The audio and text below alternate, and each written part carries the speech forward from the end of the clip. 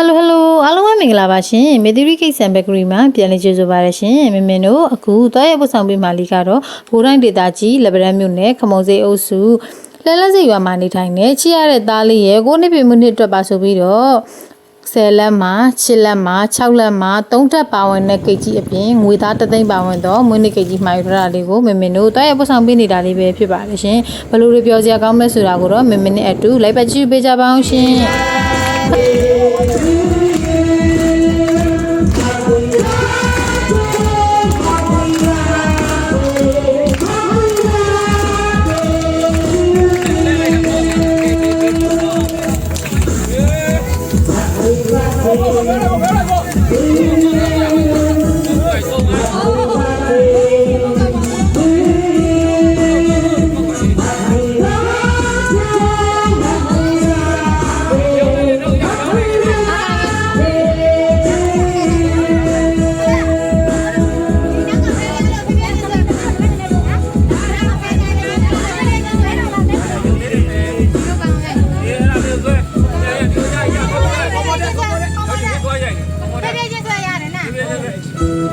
ဝိနည်းပြန်နေ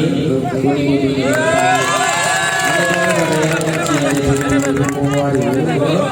ယ်ဒီပြီးနေတဲ့ကြားရတဲ့ဒီမှာဒီဒီကြတဲ့ဒီတွေပါဒီတိုင်းရတဲ့ဒီလိုတွေကဆူတောင်းနေတာကဘုရားတရားတွေ